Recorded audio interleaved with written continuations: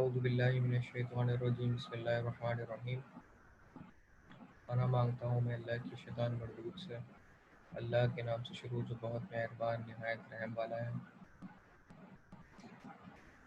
सब तारीफ़ है अल्लाह के लिए जो मालिक है सारे जहान वालों का, बहुत मेहरबान निहायत रहम वाला है। मालिक है जो रोज़ जज़ा का। हम तेरी ही इबादत करते हैं और तुझी से मदद मांगते हैं। हमको सीधा रास्ता चला, रास्ता उनका जिन पर तूने इनाम किया, ना कि उनका जिन पर तेरा ग़ज़ब हुआ और ना बहके हुओं का। सदक़ल्लाहुल अज़ीम। I welcome you all in the online lecture session of power distribution and utilization.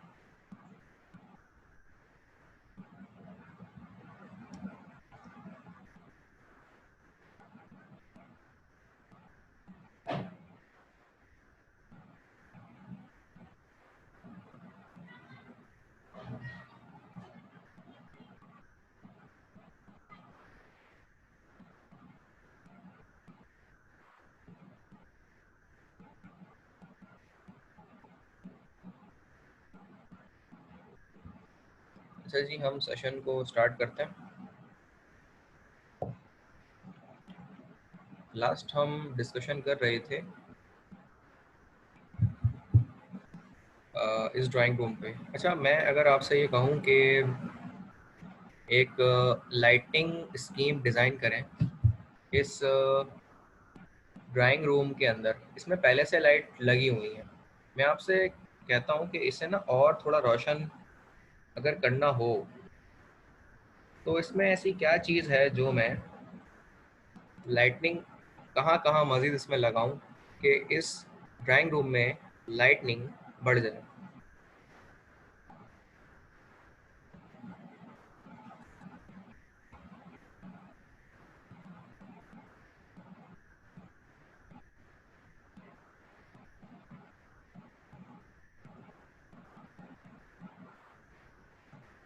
जी जनाब, कोई बताएगा?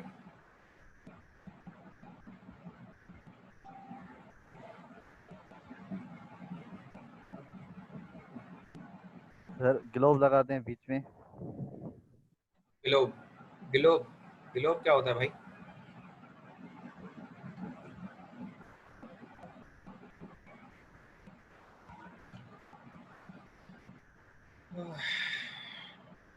शाह फैसल, आप बताएं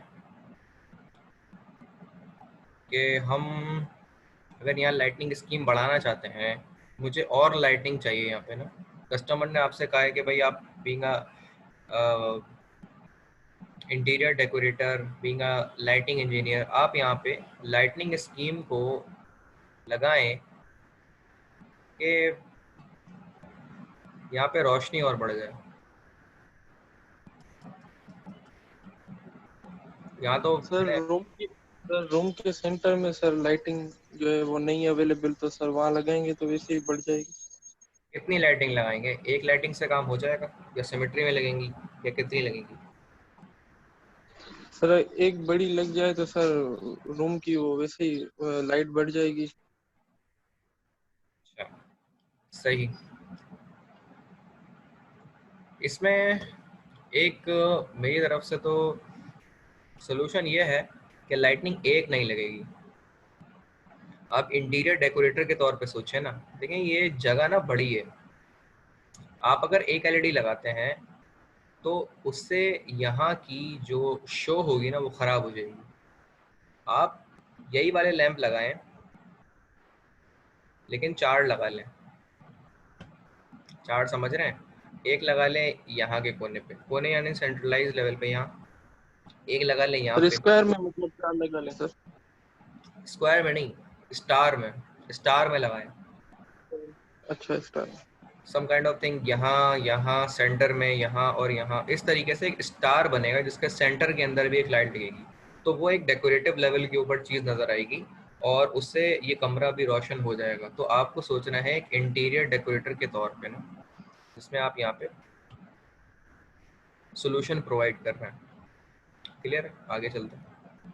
कलर टेम्परेचर की हम बात करें तो आज असाइनमेंट का भी एक सवाल मुझे देना है आप लोगों को। कलर और हर कलर का एक टेम्परेचर होता है ना, लाइट का भी एक टेम्परेचर होता है। तो a measure of warmth of coolness of light source, light source के लिहाज से भी उनके कलर होते हैं और उनके लक्सेस होते हैं, इनको भी हम पास आउट करके बस आगे चलेंगे। और अब मैं 7B की तरफ आऊँगा। इल्यूमिनेशन के ऊपर हम बात करते हैं। अब देखें, ये भी तो किसी ने डिज़ाइन किया है ना, पूरा डिज़ाइन। आप अगर ये देखें, इसको एक नज़र अच्छी तरह देखें। सर ये सिडनी में, ऑस्ट्रेलिया। सिडनी ऑस्ट्रेलिया में तो है मेरे दोस्त, लेकिन आप इसकी डेकोरेशन और इंटीरियर लेवल देखें कि उसको किस तरीके से सिमेट्री वाइज, ये एक बड़ी चीज़ है, एक बड़ा डेकोरेशन का लेवल है ये। सर जैसे बुर्जुल खलीफा में लगाते हैं हर किसी के इंडिपेंडेंस डे पे, जैसे पाकिस्तान का लगाते हैं, इंडिया का लगाते हैं, लाइटनिंग जी जी। है इस पे पूरी बिल्डिंग पे। अच्छा, वो होता है वर्टिकल और ये है हॉरिजॉन्टल। जी तो जी ये बहुत एक इम्पॉर्टेंट एस्पेक्ट है। अच्छा, आप लोगों की तरफ गर्मी हो रही है कि नहीं? यहाँ कराची में तो बहुत खुश्क मौसम हो रहा है, गर्मी भी बहुत हो रही है। सर गर्मी खत्म हो गई, सर्दी हो गई अब हमारे पास। इंटीरियर में सर सर्दी है। सर्दी है यार, यहाँ मौसम बड़ा खुश्क सर हो रहा है और कल तो 38-40 था टेम्परेचर। हाँ चले जी, आगे कंटिन्यू करते हैं। सर, अभी सर्दी आएगी सर। सर्दी आ जाएगी, आपके एग्जाम तक तो सर्दी आ ही जाएगी। सर वहाँ पे सर्दी है। ठीक है, अच्छा है ना, पेपर गर्म हो रहा होगा, मौसम ठंडा हो रहा होगा, आप लोग बैलेंस हो जाएंगे इससे। सर पेपर सर पेपर को सर गर्म नहीं करेगा सर। पेपर यार बस एक स्टैंडर्ड का होगा। लेकिन अब देखिए, मैं इतनी मेहनत कर रहा हूँ ना, मेरे पूरा रिकॉर्डेड सेशन बाकायदा ऑन रिकॉर्ड है कि मैं 40 मिनट, 45 मिनट या 50 मिनट तक के लेक्चर मेरे चले जाते हैं। तो आदमी मेहनत कर रहा है तो वो सारी चीज़ें सर पूछेगा मजा भी भी ना। आता है हमें पढ़ने में यहाँ पे। अगर आपको मज़ा आ रहा है, समझ आ रहा है, तो वो आप वैसे ही लिख लेंगे, आसानी से हो जाएगा भाई, इसमें मसले वाली क्या बात है। सर बाकी सबको सबको समझ आ रहा है, मजा आ रहा है सबको। सब बोल आते नहीं हुए रहे तो सर। मज़ा तो बहरहाल अलग बात है। आज 5 लोग आए हुए हैं, सबको मज़े आ रहे होते तो आज वो आते हैं ना सारे, बाकी 5-6 लोग मजीद। हाँ सर, कुछ कुछ का नेट का मसला है तो वो शायद रिकॉर्डेड सेशन देख रहे रिकॉर्डेड हैं। सेशन देख लेंगे। अच्छा, तो हमने लाइट की वजह से, ये सब चीज़ों की वजह से 2 टाइम सेशन को डिवाइड किया है, एक तो सुबह में और एक मगरिब के बाद, ताकि सब लोगों को टाइम की अवेलेबिलिटी और सेशन की अवेलेबिलिटी मिल सके। कोई कुछ लोग हमारे जॉब करते हैं तो वो शाम में आ जाएं, और अगर रात को जॉब करते हैं सुबह आ जाए, तो ये इस तरीके से हमने डिवाइड किया था। बहरहाल दोनों में टाइम मसला है तो भाई रिकॉर्ड सेशन देख लें, मैं कोई अटेंडेंस नहीं ले रहा सेशन की, लेकिन देख लें। और एग्ज़ाम के हवाले से जो इम्पोर्टेंट होंगे वो भी मैं इंशाल्लाह आप लोगों से डिस्कस कर दूंगा, तो वो भी देख लीजिएगा एग्ज़ाम के हवाले से जो इम्पोर्टेंट सर होंगे। वैसे सर एक स्लाइड है आपका, लेक्चर है उस पे, पूरा 1 या 1.5 लेक्चर है पावर फैक्टर के ऊपर। जी जी। सर उसमें वैसे कुछ चीजें समझ आ रही है, लेकिन बहुत कॉन्सेप्ट उसमें मिक्स हो रहे हैं बहुत। तो अगर सर उसको आप दोबारा अगर रिवाइज कर दें इस सेशन खत्म करने के बाद, या कभी कोई दिन रखें, तो उसको पावर फैक्टर का थोड़ा सा लैगिंग और लीडिंग में थोड़ी सी मिसअंडरस्टैंडिंग, और उसमें उससे रिलेटेड बहुत बहुत सारे कॉन्सेप्ट हैं जो आपने अभी सवाल भी इकोनॉमिकल इशू के हवाले से पावर फैक्टर को कैसे इम्प्रूव करें। वैसे मैंने तो लेक्चर सर में उसका अगर आप इस मैंने जी लेक्चर में जी है ना सारी चीज़ें तकरीबन बता दी, आप लेक्चर दोबारा देख लें। लेकिन मुझे सारे लोग बोलेंगे मैं तो करूँ ना, मैं मतलब 13-14 लड़के हैं और उनमें से एक बच्चा कह रहा है, तो मैं रिवाइज तो कराऊंगा उससे, लेकिन सब लोग कहेंगे तो मैं उसके ऊपर भी करा दूंगा सेशन दोबारा, कोई मसला नहीं है। सर मैं पूछ लेता हूँ सबसे, अगर किसी का मसला है तो हाँ, रिपीट उससे करते हैं, पूछ वरना लें। मैं इस सेशन से कुछ करता हूँ। तो इसमें यह है कि आप लेक्चर को दोबारा देख लें, मैंने कॉन्सेप्ट जो है 3-4 मरतबा रिपीट करें उसमें ना, और उससे रिलेटेड सवाल दे दिया फिर क्विज में। अच्छा तो बहरहाल हम उससे रिकॉल कर लेंगे जब हम रिव्यू करेंगे पुराने सेशंस को, और एक पूरा लेक्चर भी तो रिव्यू करना है हमें कोर्स के हवाले से, तो उसमें अच्छा चीज़ें सर। डिस्कस कर लेंगे। सर वैसे उस क्वेश्चन का जो पहला था उसका आंसर यही था ना कि कैपेसिटर लगाना पड़ेगा लोड के साथ पैरेलल में। इकोनॉमी का अ, सॉल्यूशन तो वही होता है। हाँ, लेकिन सिर्फ उसमें मैंने 3 सवाल पूछे थे एक सवाल में, अगर आपने पढ़ा। इकोनॉमिकल सोल्यूशन तो कैपेसिटर लगाने का है, लेकिन पावर फैक्टर लैगिंग लैगिंग से लीडिंग कैसे हो जाएगा, या यूनिटी कैसे हो जाएगा, तो वो तरीका पूरा तो बयान वो करना था। एक दूसरे के इफेक्ट को कैंसिल करते हैं ना सर, लीडिंग और लेगिंग के। जी जनाब, लेकिन इसका जो सवाल का जवाब था वो तफसील में बताना था, उसमें बहुत सारे एस्पेक्ट हैं, मैं बता देता हूँ लेट्स से।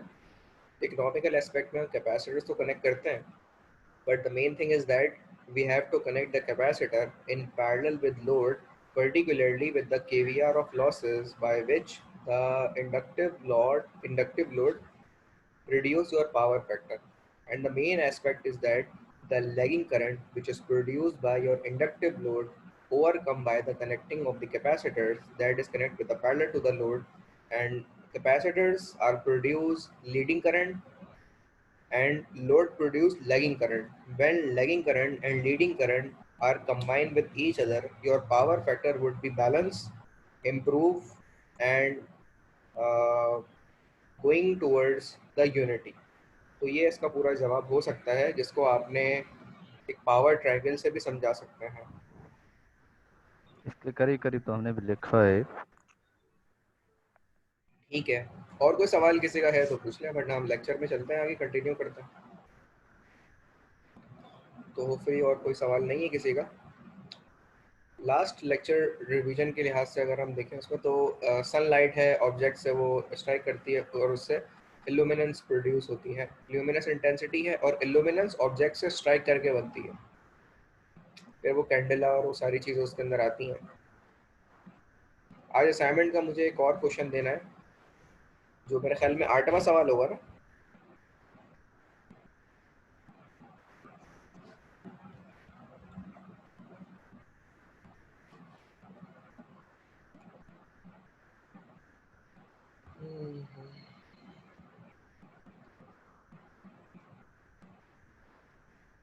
अच्छा, मैं ये ग्लेयर के जो टॉपिक है इसको स्केप कर रहा हूँ और आगे जा रहा हूँ, क्योंकि मुझे कुछ इंपॉर्टेंट चीज़ें इसमें बतानी, क्योंकि सारी चीज़ें इतनी रेलेवेंट नहीं है, इसमें जो पढ़ने वाली चीज़ें मैं बता रहा हूँ। अच्छा, ये चीज़ है, ये देख रहे हैं आप सिमेट्री, इसको ज़रा गौर से देखें। यहाँ ये एक ड्राइंग हॉल है ना, सॉरी क्या कह सकते हैं यार इसको, वो जो ड्राइंग हॉल ले लें या एक लैब ले लें जहाँ पे एक्सपेरिमेंट होते हैं। कॉलेज की लैब्स अमूमन ऐसे ही होती हैं, जहाँ पर हम बैठ के एक्सपेरिमेंट करते हैं। हमारी कॉलेज में तो ऐसे ही थी, लेकिन ये बहुत बड़ी बड़ी टेबल्स थी हमारे, मेरे ख्याल में 12 इस तरह की टेबल थी, जो बहुत बड़ी बड़ी टेबल्स थी। उनमें से एक इस तरह थी, और उसके इर्द गिर्द जो स्टूल रखे जा सकते थे वो इट्सल्फ 10 से 12 थे। 12 स्टूल इसके इर्द गिर्द रखे जा सकते थे या 15, और इस तरह के सेटअप जो थे वहाँ पे 10 से 12 हुए होते हमारे कॉलेज में। तो वहाँ पे लाइटिंग स्कीम डिज़ाइन हुई थी, वो जो लैंप है ना, ये ऐसे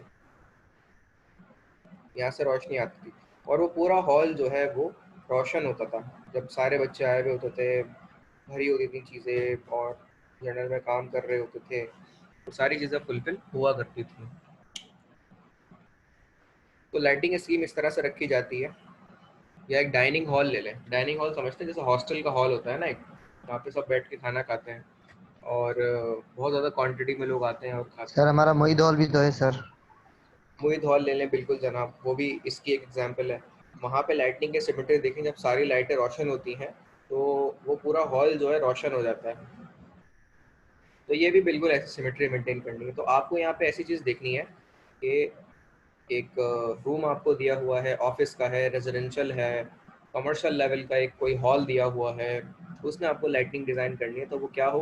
अच्छा, ये ध्यान में रखें कि बीइंग अ इंटीरियर डेकोरेटर आपको चीज़ सोचनी होगी डिज़ाइन के हवाले से, कि आप अगर यहाँ लगाएंगे तो ऐसी होगी। यहाँ पे लाइट का अब एंगल भी आपको सेट करना पड़ेगा कि कितने एंगल के ऊपर लाइट होगी, तो उसका हॉरिजन कितना फैलेगा, और जब इसका एंड हो रहा होगा तो दूसरी लाइट का हॉरिजन उसे कवर कर लेगा।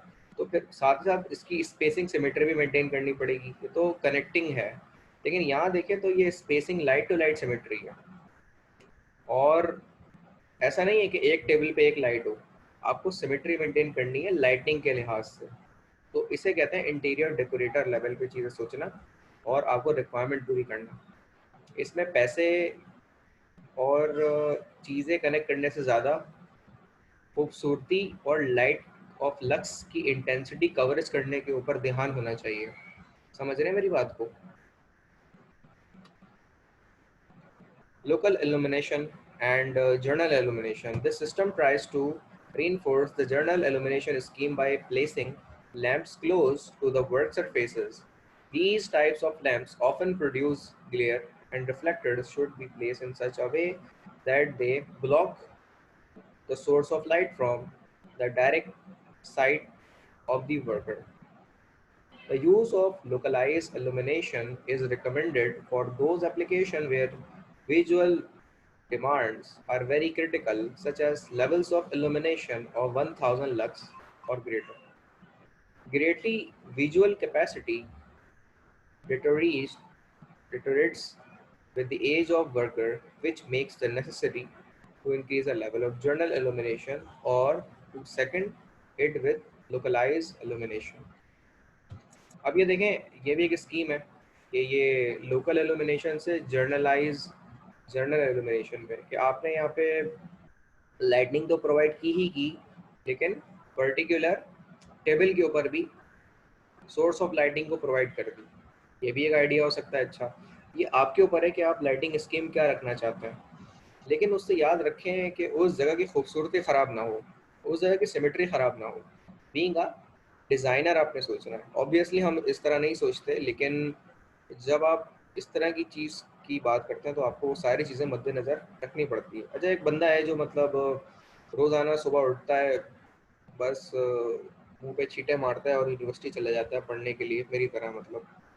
तो उसको ये ध्यान ही नहीं है कि उस बाल किस तरह है, कपड़े किस तरह है, जूते पहने नहीं पहने, लेसेस उसके डाले नहीं डाले।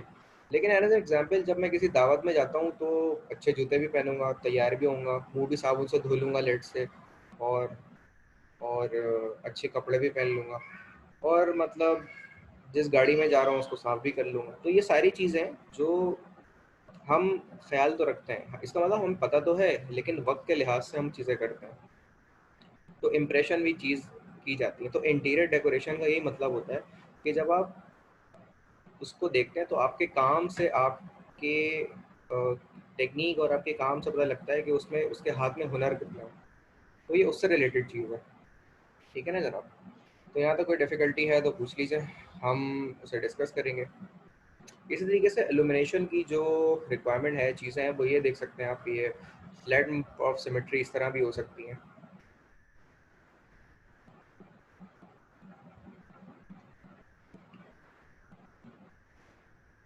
फिर ये इंक्रीसेंट लैम्प के हवाले से बताया गया है कि ये गिलास का बल्ब होता है जनाब, गैस में फिलिंग होती है, गैस होती है या वैक्यूम होती है। नियॉन गैस अमूमन इसमें भरी जाती है या फिर इसको वैक्यूम रखा जाता है। टंगस्टन का एक फिलामेंट होता है, सपोर्ट वायर जिसमें की जाती है ताकि वो सपोर्ट रहती है इससे। लीड ऑफ वायर्स होती हैं, dumet wire, exhaust tube, stem, fuse, cap, ये सारी चीज़ें होती हैं। अब ये डिपेंड करता है कि चूड़ी का या पिन का आपका लैम्प है। इंक्रेसेंट के लैम्प के साथ फिर इनमें इन्होंने डिटेल वगैरह बताई, इनकी प्रॉपर्टीज़ क्या है, मेटल की, किससे वो बना हुआ होता है। लेकिन अब तकरीबन ये एक्सप्लीड हो चुका है, इसको इतना ज़्यादा इस्तेमाल नहीं किया जाता। आप में से कोई इस्तेमाल कर रहा है इस तरह के बल्ब को अब तक अपने घर में? कहीं आपने देखा हो लगा हुआ, कहीं पे इस्तेमाल हो रहा हो? सर यूज होते हैं सर हमारे, नहीं अभी सर, भी अपने आप तो कम वोल्टेज के होते हैं ना। सर हमारे गांव साइड होता है यूज। सर गांव में होते हैं। ज्यादातर गर्म भी ज्यादा हो जाता है सर। हाँ हाँ हाँ, इससे इसमें गर्म भी हो जाते हैं, सही, सर्दियों में सही काम देता है ये। लेकिन एक चीज़ याद रखें कि आप इसको लगाते हैं तो मसला सारा ये है मेरे भाई कि आप अगर इसको लगाते हैं तो इसकी वोल्टेज बहुत ज़्यादा है।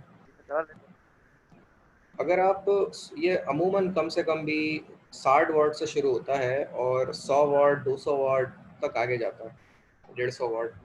तो ये वोल्टेज बहुत ज़्यादा लेता है और बिल बहुत ज़्यादा लेकर आएगा। सर ये सिराज वाले बहुत यूज करते हैं सर ये। अच्छा अच्छा, लेकिन ये है कि एलईडीज अगर इस्तेमाल कर लें, लेकिन ये है कि वो लोगों को महंगा लगता है, हैं। नहीं, 12 वोल्टेज। सस्ता लेकिन है सर ये। ये सस्ता है हाँ। लेकिन अगर आप देखें तो ये बिल ज़्यादा लेकर आ जाएगा। अगर बिल भरते होंगे तो ना यार, मतलब कोई बिल ही नहीं भर रहा तो उसको सस्ता और महंगा क्या क्या लेना देना।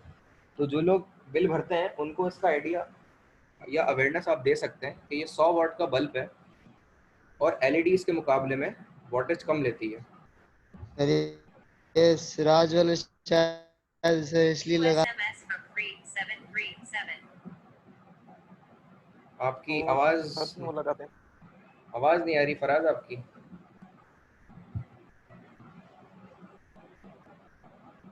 सर कंटिन्यू करें सर आप। अच्छा जी, तो मैं ये बता रहा था कि ये जो लैंप है इसकी सबसे अच्छी बात यह है, खासियत ये है कि इसमें आपकी जो इलेक्ट्रिसिटी है वो कम से कम कंज्यूम होती है।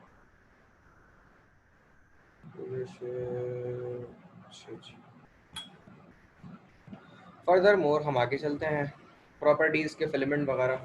अच्छा, टंगस्टन हेलोजन बल्ब एक आता है, ये देखा है किसी ने भाई? सर देखा है सर। तो ये भी एक टंगस्टन फिलामेंट बल्ब है सर जो ये बड़े अगर साइज। डेकोरेशन के लिए यूज होते हैं सर। नहीं, ये वो नहीं है, ये डेकोरेशन में कहाँ इस्तेमाल होगा, इसकी इंटेंसिटी बहुत ज़्यादा हाई होती है भाई। ये आपकी हाई बीम ऑफ लाइट में इस्तेमाल होते हैं ट्रक वगैरह में, और आपकी जो रोड के ऊपर लाइट्स लगी होती हैं बड़ी बड़ी, ये उनमें लगा हुआ होता है। ये बड़े साइज का बल्ब है जो कि इस्तेमाल किया जाता है, तो उसमें चीज़ चलती है। तो टंगस्टन जो हैलोजन, टंगस्टन हैलोजन का हैलोजन को कह रहे हैं क्योंकि इसमें हैलोजन की गैस भरी हुई है, और टंगस्टन उस मटेरियल का नाम है जिससे ये बना हुआ है। These are similar to incandescent lamps and produce light in the same manner from tungsten filament. Tungsten के मटेरियल ऑफ द फिलामेंट से ये बना हुआ होता है।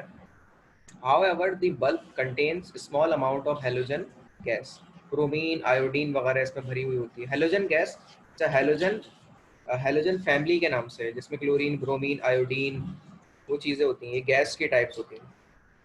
तो हेलोजन मतलब gas, which is the active in controlling tungsten evaporation. Most tungsten halogen lamps have an improved life over incandescent equivalent, and the filament is the higher temperature, 3000 degrees centigrade, creating more light and whiter color. Tungsten halogen lamps have become popular where small size and high performance are the main requirement. तो इसमें देखें contact होता है, इसकी base होती है, ये इसका इलेक्ट्रिक सर्किट है तो यहाँ लगा हुआ है, इनर्ट गैस में फिल होती है, टंगस्टन एलिमेंट एक होता है, बल्ब मौजूद होता है, और फिलामेंट सपोर्ट इसमें मौजूद होती है। यहाँ तक ये लेक्चर में हमारा पूरा होता है। हम अगले पे आते हैं क्योंकि इसमें बहुत सारी चीज़ें मैं स्केप करता हुआ चल रहा हूँ ना।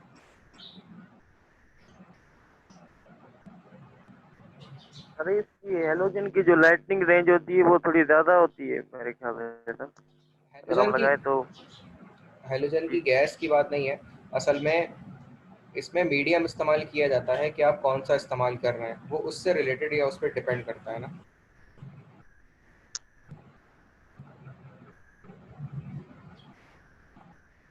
लेक्चर 7 भी कर लेते हैं।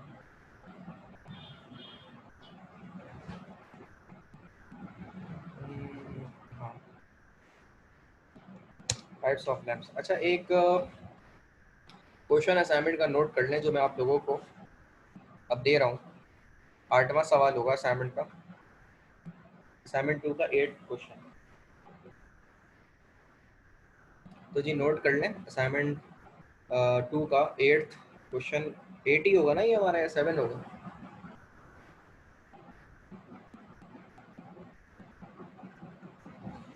अच्छा जी, तो इसको नोट कर लें। सवाल क्या है भाई? सवाल, design a lightning scheme for design a lighting scheme for a residential room and for a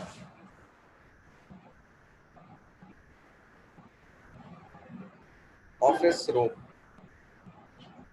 आपको एक लाइटनिंग स्कीम लगानी है जो आप ऑफिस रूम के लिए बनाएंगे और एक रेजिडेंशियल रूम के लिए बनाएंगे। क्या ये बात समझ आ जाती है मेरे सवाल में मैंने क्या बात कही है आप लोगों से?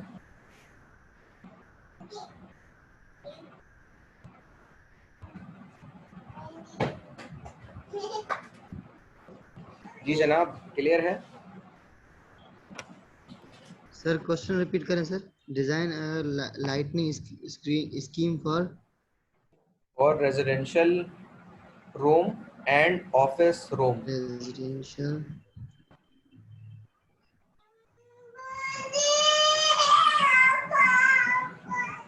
अच्छा जी, ऑफिस रूम। इसको नोट कर लें।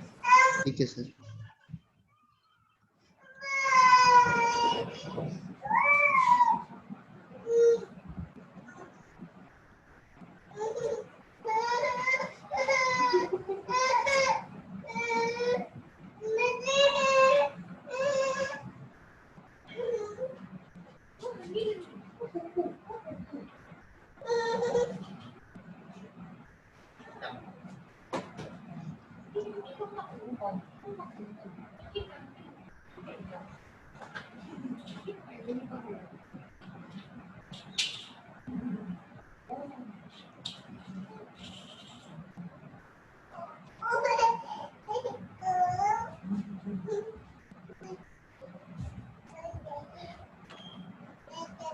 अच्छा जी, यहाँ तक कोई डिफिकल्टी किसी को?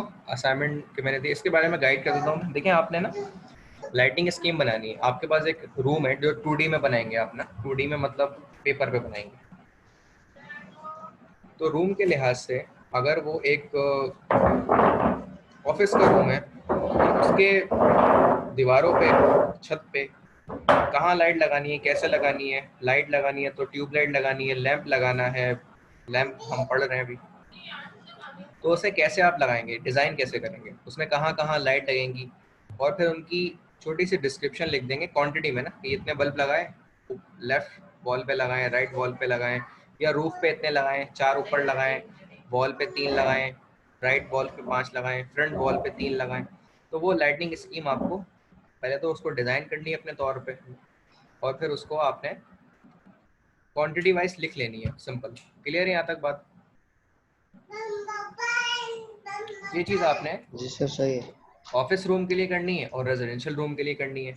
मतलब सिंपल सी डिजाइनिंग है, और वो हर एक बंदा अपने अपने तौर पे खुद कर लेगा। क्लियर है यहाँ तक बात? Okay sir. ठीक है, शौकत अली, सिराज, शाह फैसल, आप लोगों को कोई मसला तो नहीं है? फराज का तो कोई नहीं है? नहीं सर, तो नहीं सही है।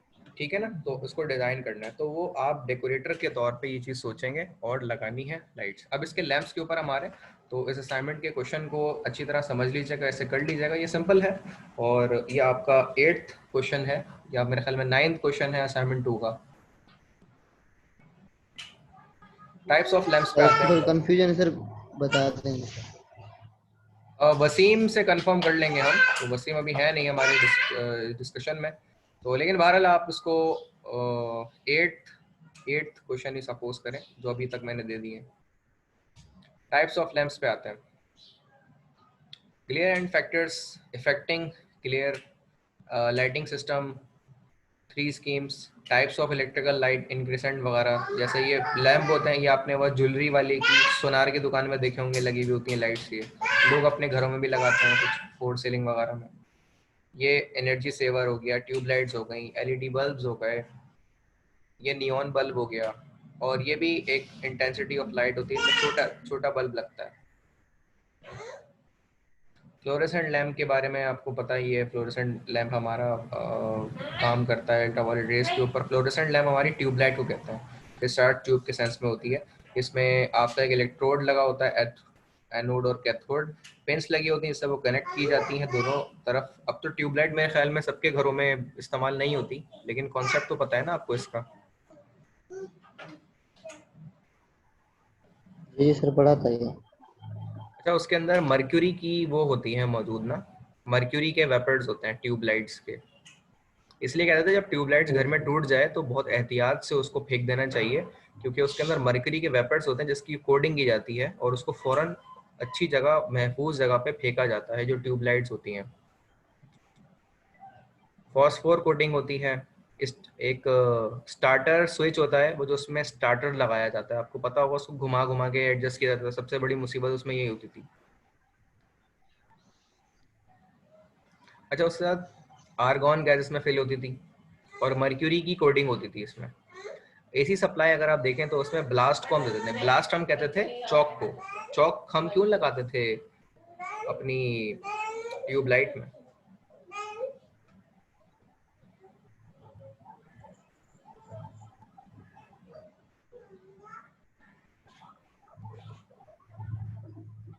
जी जनाब। चौक क्यों लगाते थे? क्योंकि डिस्चार्ज ट्यूब को, ट्यूब लाइट को सर ब्लास्ट, जी बताएं। सर वहां से ब्लास्ट से तो सर ये मैं पढ़ा था बहुत पहले ही, लेकिन सर ब्लास्ट ये तो नहीं था कि हम कुछ जो एनर्जी होती है उसको जला के वहां से उसको सप्लाई देते हैं? नहीं नहीं, ये नहीं होता। इसमें कॉन्सेप्ट ये है कि डिस्चार्ज ट्यूब को ना चलने के लिए जो ऑपरेटिंग वोल्टेज हैं वो 1000 या उससे ज़्यादा रिक्वायर्ड होते हैं। तो ये जो चॉक या ब्लास्ट का सर्किट लगा हुआ होता है, ये करंट को कम करता है और वोल्टेज को 1000 1500 तक बढ़ा देता है, और फिर यहाँ से उसको काम किया जाता है उससे। तो इसके अंदर जो ऑपरेटिंग वोल्टेज रिक्वायर्ड होता है डिस्चार्ज ट्यूब के अंदर, वो 1000 या उससे ज़्यादा वोल्ट रिक्वायर्ड होते हैं। तो ब्लास्ट या चॉक का जो सर्किट होता है वो ये काम करता है इसमें। फर्दर मोर ये डिस्क्रिप्शन बताई गई है कि कैथोड से एनोड की तरफ आपके चार्ज फ्लो करते हैं। इसमें अल्ट्रावायलेट रेडिएशन के नतीजे में आपको मर्करी एटम्स में वो चीज़ विजिबल लाइट की सूरत में नज़र आती है। तो ये इसकी पूरा प्रिंसिपल है, लेकिन अब इस पूरी टेक्नोलॉजी को तकरीबन हमने ख़त्म कर दिया। अब कोई तकरीबन इस्तेमाल नहीं करता। लेकिन एक चीज़ याद रखें, इंक्रेसेंट बल्ब हो गए, एलईडी बल्ब होगा, इसको आप देख नहीं सकते कंटिन्यूसली, लेकिन ट्यूबलाइट वो वही चीज़ है जो एक चौड़ी पट्टी हुआ करती थी और एक बड़े लेवल पे एक ब्राइटनेस होती थी ट्यूबलाइट में। ट्यूबलाइट की वॉटेज ज़्यादा होती थी, 60 वॉट 70 वॉट लाइट होती थी, लेकिन इसको भी कम और ख़त्म कर दिया आपने एलईडीज़ ने। अब देखें एलईडीज़ के बाद भी एक कोई टेक्नोलॉजी एक आ गई है जो इस्तेमाल हो रही है आजकल। तो एलईडीज़ के बाद टेक्नोलॉजी आपने देखा होगा, वो जो हमारे ट्रक होते हैं जो सब्जी के होते हैं या मार्बल के होते हैं, ये हाईवेज के ऊपर चल रहे होते हैं, जो हमारी ट्रैवलिंग बसेस होती हैं, उनमें छोटी छोटी लाइट्स आजकल लगी हुई आ रही है ना, yellow white blue orange purple. देखिए आप लोगों ने वो लगी हुई होती हैं आजकल, लाइट्स छोटी छोटी सी लगी हुई आ रही है, उनकी इंटेंसिटी बहुत ज़्यादा हाई है। ये वो टेक्नोलॉजी है जो एलईडी से ऊपर गई है, सबस्ट्रेट के ऊपर टेक्नोलॉजी बनी है ये एलईडी के बाद की टेक्नोलॉजी है। एलईडी समझ रहे हैं, जो घरों में हम एलईडी बल्ब लगाते हैं, उसके बाद की टेक्नोलॉजी है ये। जी सर। अच्छा जी, फ्लोरेसेंट लैम्प की मजीद डिस्क्रिप्शन यहाँ बताई गई है, हम इसको आगे बढ़ाते हैं। कॉम्पैक्ट फ्लोरेसेंट लैम्प एक ये भी होता है, उसको फिर छोटी सूरत हाल में कर दिया गया। ये एक लैम्प टाइप की चीज़ होती है। ये भी तकरीबन सब लोग अवेयर होंगे, मैं इसमें टाइम ज़ाया नहीं करूँगा। नियॉन लैम्प ये वाले होते हैं जी, ये नियॉन लैम्प होते हैं। नियॉन गैस भरी हुई होती है, इसके नतीजे में कलर इसका अलग एक प्रोड्यूस होता है। तो इसमें एक हाई वोल्टेज एसी की चौक होती है जिसे हम ब्लास्ट कहते हैं, उसके जरिए इलेक्ट्रोड होते हैं, कैथोड और एनोड, और नियॉन गैस में फिल होती है और गैस ट्यूब के नतीजे में ये ग्लो करती है। वैसे क्या होता है उसके अंदर, नियॉन लैम्प के बगैर होता है आपका वो लगा हुआ होता है, यार क्या कहते हैं उसको, मेरे जहन से निकल गया, मर्क्यूरी लैम्प कहते हैं उसमें। मर्क्यूरी के पार्टिकल लगे होते हैं कोटिंग, तो वो वाइट करती है। और इसमें जो है वो नियॉन लैम्प, नियॉन गैस भरी हुई होती है, तो उसके ज़रिए से अलग अलग कलर्स में प्रोड्यूस होती है ये आपने वो शादी हॉल के बाहर देखा होगा, कुछ हमारे रेस्टोरेंट होते हैं उनका नाम इससे लिखा हुआ होता है, तो उस तरह उसमें इस्तेमाल होती है एलईडी लैम्प, जो फ्यूचर ऑफ टेक्नोलॉजी मानी जाती है, इस्तेमाल हो रही है इसकी। ये भी टेक्नोलॉजी अब आगे बढ़ती जा रही है। ये डायरेक्ट करंट के ऊपर चलती है, लेकिन सर्किट इनकमिंग एसी होता है, इसमें एक सर्किट लगा होता है जो उसे डीसी कन्वर्ट करता है और ये काम करता है, ठीक है ना। तो ये इस तरीके से ऑपरेट करती है चीज़। अच्छा जी, इसके आगे कंटिन्यू करते हैं। एलईडी का जो लैंप है वो इस तरह का होता है। इसमें एक ऊपर कैप होता है जो लाइट को एक डिस्पर्जन का काम देता है, डिस्पर्स करता है। एलईडी मॉड्यूल एक होता है जिसे एलईडी एरे कहते हैं। उसके बाद थर्मल ट्रांसफर पैड एक होता है जो इसकी हीट को अपने अंदर एब्जॉर्ब करता है। मैक्सिमम एलईडी रेयर, उसके बाद फिर एक मैक्सिमम टेम्परेचर हेयर और हीट सिंक लगा होता है, और उसके बाद इसमें एक कैपेसिटर लगा हुआ होता है लेड से फिल्टरिंग के लिए। एलईडी का डीसी ड्राइवर होता है, बेस इसकी होती है, और सॉकेट लगा हुआ होता है। ये पूरा पैकेज एक एलईडी लैम्प का कहलाता है। तकरीबन इसके बारे में सब लोग अवेयर होंगे। आर्क लैंप्स के बाद आते हैं जो कि कार्बन आर्क लैंप होते हैं, वो इस तरह के होते हैं। ये मैंने तस्वीर दिखाई भी थी। ये एक्सॉन गैस इसमें भरी हुई होती है, और a simple electric arc light powered by the batteries. ये बैटरीज हैं जिनके जरिए से आर्क लैंप चलता था और रोशन होती थी। तो from the Cajun 1876 edition of the electric arc के नतीजे में ये चीज़ प्रोड्यूस हुई थी। और उससे ही चीज़ प्रोड्यूस हो रही है। Most of the arc lamp now absolute, ये सारे ऑब्सोलीट हो चुके हैं फॉर जर्नल लाइटिंग पर्पस के लिए। अब जर्नल लाइटिंग पर्पस के लिए हम एलईडीज को लगाते हैं। आप स्ट्रीट लाइट में देखें, आप अपने घरों में देखें, कमर्शियल लेवल में देखें, दुकानों में देखें, इंडस्ट्री में देखें, हर जगह आपको ये चीज़ नजर आएगी कि टेक्नोलॉजी ऑब्सोलीट हो गई है और जर्नल लाइटिंग पर्पस के लिए हम एलईडीज को लगा रहे हैं, क्योंकि वो आपकी बिजली भी कम कंज्यूम करती है और उससे बिल भी ज़्यादा नहीं आता। इनको लगाएंगे आप तो आपका बिल तो सिर्फ लाइट का ही 5,000 आ जाएगा। ल्यूमिनस एफिशिएंसी, तो इसके बारे में भी कॉन्सेप्ट है जनाब। Usually light source do not radiate energy only in the visible spectrum, the radiate energy is also accompanied with infrared and ultraviolet radiation से होती हैं। ल्यूमिनस एफिशिएंसी और इस चीज़ों पे बात है तो हम जस्ट इसको कुछ खास बात नहीं करेंगे इस पर।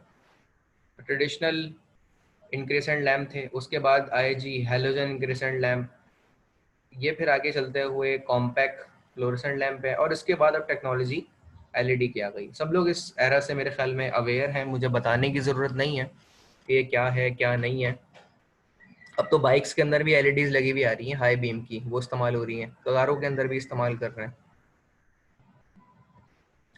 जैसे टाइप्स ऑफ लाइटिंग कंट्रोल की बात करें तो लाइटिंग कंट्रोल के लिए ये ऑक्यूपेंसी सेंसर है, यूनिवर्सिटी में भी कहीं कहीं लगा हुआ है ये। An occupancy sensor is the light control device that direct occupancy of the space by people and turns the light on or off automatically using infrared, ultrasonic or microwave technology. Occupancy sensor are typically used to save energy. अच्छा, ये क्यों लगाया जाता है भाई? मिसाल के तौर पे ये सेंसर डीन साहब के ऑफिस में भी लगा हुआ है और डायरेक्टर ऑफिस में भी लगा हुआ है।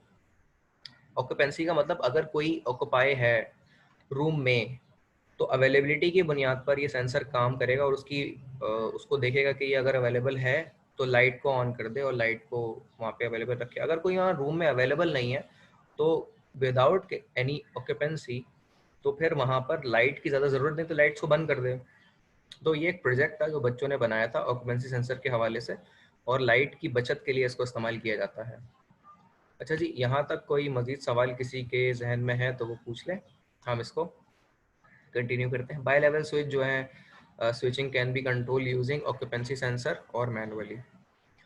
फोटो सेंसर जो है is an electric component that detects the presence of visible light, infrared transmission और एंड अल्ट्रावायलेट एनर्जी के तौर पे काम करती है। ये वैकेंसी है, ऑक्यूपेंसी है, इनका फ़र्क बताया गया है। तो वैकेंसी जो है मतलब वीकेंड अवेलेबिलिटी है या नहीं उसके हिसाब से काम करता है, मैनुअली ऑन और ऑफ करता है।